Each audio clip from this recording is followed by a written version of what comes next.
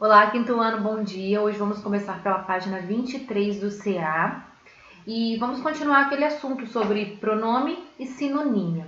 Lembrando que o pronome e a sinonímia são dois elementos, dois elementos que a gente usa para não acontecer a repetição de palavras em um texto, em uma frase.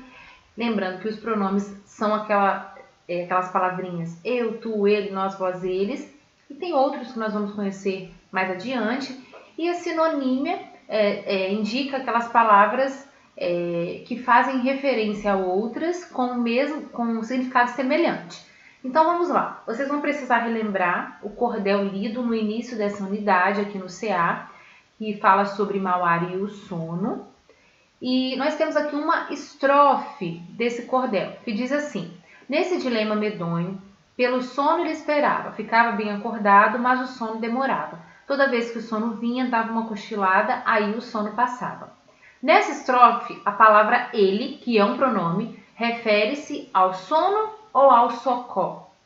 Vocês têm que entender o contexto e prestar atenção. Esse ele é quem? É o sono ou é o socó?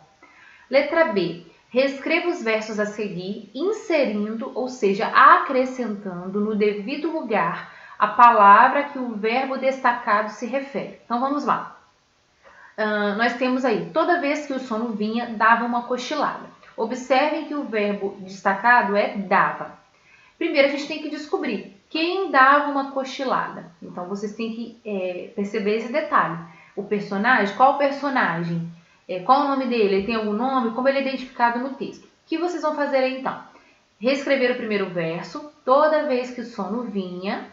Vamos supor que eu fosse a personagem e eu, Alane, dava uma cochilada. Então, eu reescreveria esses versos da seguinte forma. Toda vez que o sono vinha, primeira linha, porque é o primeiro verso. Na segunda linha, a Alane dava uma cochilada. Então, vocês vão fazer essa reescrita, mas acrescentando na frente da palavra dava, que é o verbo, o personagem que realmente dava uma cochilada, porque esse personagem não sou eu, é um personagem do texto, do cordel. Na letra C, pergunta o seguinte: no trecho abaixo, deduz-se que há uma palavra antes do verbo ficava. Qual? Vamos ler. Pelo sono ele esperava, ficava bem acordado. Então, a primeira coisa que vocês têm que fazer aqui é também descobrir quem ficava bem acordado. E aí vocês vão entender que palavra poderia ser inserida. Aí não pede que vocês reescrevam os versos, pede apenas que vocês descubram, qual seria a palavra que vocês poderiam encaixar na frente do verbo ficava. Para isso, para descobrir essa palavra, é só perceber quem ficava bem acordado. Tá? Descobrir um personagem, ele tem nome, como eu mencionei também na questão acima. E aí vocês não vão precisar reescrever o verso, somente escrever qual é essa palavra que poderia ser inserida. Que a gente imagina que poderia ficar na frente desse verbo ficava, tá bom? A atividade 7 da página 24 está bem fácil. A letra A pergunta a quem as palavras destacadas se referem. Observem que pobre coitado, essas duas palavras estão em destaque. Elas estão falando de quem, ou seja, elas se referem a quem. Letra B pergunta qual é o significado dessa expressão, pobre coitado. De acordo com o contexto do cordel, dá para entender, mas se vocês não conseguirem compreender o significado correto, podem fazer uma pesquisa na internet.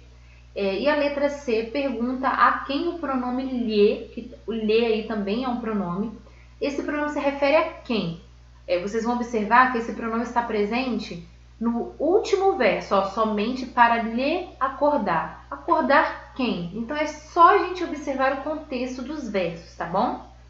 A atividade 8, da mesma forma, está bem tranquila de se fazer. Pergunta na letra A, o que Martin Pescador fez? Está dentro aqui do assunto, só vocês lerem essa estrofe. Letra B, no verso, quem mandou ele flechar, a quem a palavra ele se refere? Então, ele, um pronome, está fazendo referência a quem, ou seja, está falando sobre quem ou de quem, tá? Na letra C, nesse mesmo verso, por qual palavra o verbo flechar pode ser substituído, mantendo-se o sentido original? Se necessário, podem utilizar um dicionário, mas se vocês prestarem atenção ao contexto da história, vocês conseguem escolher perfeitamente entre as opções magoar, ferir ou ofender. Até aqui vocês puderam perceber que nós trabalhamos mais com pronomes, tá bom? Até a página 24, né? Onde foram utilizados pronomes para não acontecer a repetição nas estrofes do cordel que nós lemos. Agora aqui na página 25, vocês vão observar que nós utilizaremos mais a sinonímia, que são aquelas palavras com significado semelhante. Na atividade 9, vocês têm um texto para ler e as letras A, B e C estão bem fáceis de responder, vocês vão conseguir responder com a leitura desse texto. Na letra D, queria fazer uma consideração aqui, ó. A palavra Martim pescador pode ser substituída por sono, pássaro ou ave. Aqui nós não temos um pronome, observem, para substituir essa palavra Martim pescador, mas nós vamos utilizar a sinonímia. Aí vocês têm que observar o que significa esse Martim pescador, de acordo com o que nós lemos até aqui. Essa palavra pode ser substituída por sono, por pássaro, por ave, pode ser substituída por uma só dessas três ou por mais de uma dessas três. Isso vai depender do contexto, do que significa, o que está dizendo no texto. Então, por isso que é preciso atenção. Na atividade 10, nós temos 2 versos que dizem assim: nesse dilema medonho, pelo sono ele esperava. A palavra em destaque, ela possui alguns sinônimos. Então, vocês vão assinalar, ou seja, marcar um X nos sinônimos dessa palavra dilema. Observem que nós teremos aí mais de um sinônimo. Então, quem tiver em dúvida, porque essa atividade pode trazer alguma dúvida, use o dicionário, tá bom? Para finalizar, nós faremos a página 26, somente a atividade 11. E aí nós temos o seguinte comando: reescreva as frases substituindo os termos destacados pelos pronomes ou locuções pronominais indicados. Faça a concordância necessária. Então, só para que vocês saibam, as locuções pronominais são 2 ou mais palavras, ou seja, um conjunto de palavras que formam um único sentido. Então, são 2 ou mais palavras que têm um único sentido e elas exercem a função de pronome. Observem que das letras A até a letra E nós temos pronomes, mas também nós temos uma locução pronominal. Letra A, eu é um pronome. Letra B, nós é um pronome. Letra C, eles é um pronome. E letra E, ela é um pronome.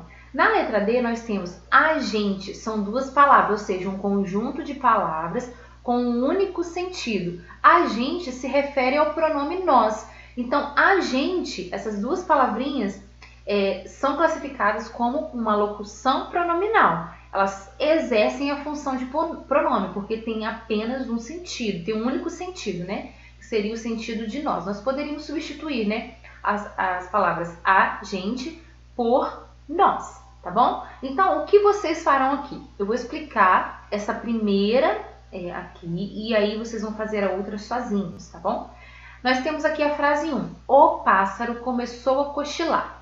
Vocês têm que reescrever essa mesma frase, aliás, de acordo com cada pronome que cada letra pede. Por exemplo, na letra A, você tem que utilizar o pronome eu, substituindo o termo destacado, que é aqui o pássaro. Se eu substituísse somente o eu aqui, o pássaro pelo pronome eu, e escrevesse o restante da frase exatamente como está, a frase ficaria errada, ela não estaria com a concordância correta. Por isso é importante que vocês façam a substituição, mas também leiam o que escreveram. Por exemplo, aí eu tirei o pássaro e coloquei eu, fiz essa troca. Eu começou a cochilar. Não, eu preciso fazer uma adaptação. Eu comecei a cochilar, ok? Letra B, nós começou a cochilar. Também não houve concordância, então ficará nós começamos a cochilar. Eles começou a cochilar. Também não. Eles começaram a cochilar. A gente começou a cochilar. Correto, aí se encaixou. Então não precisa fazer mudança, adaptação nenhuma. Por último, ela começou a cochilar. Também ficou correto, então não precisamos de adaptação, somente fizemos a troca. Agora vocês farão a mesma coisa que eu expliquei na frase 1, farão na frase 2, das letras A até a letra E. Para finalizar, eu gostaria de dizer a vocês que eu tenho percebido que alguns alunos estão fazendo as atividades com respostas muito incompletas e também estão respondendo coisas que eu não pedi. Por isso, o meu receio é que vocês não estejam assistindo o vídeo por inteiro. Então, eu peço aqui hoje que vocês assistam os vídeos, porque eu percebo pela atividade que vocês fazem. Aquele aluno que assistiu tudo, aquele aluno que não assistiu tudo. Então, eu preciso que vocês assistam para que vocês aprendam, porque há alguns detalhes que eu só explico no vídeo, que a apostila ela não consegue explicar por si só para vocês. Então, vocês precisam ouvir a minha explicação.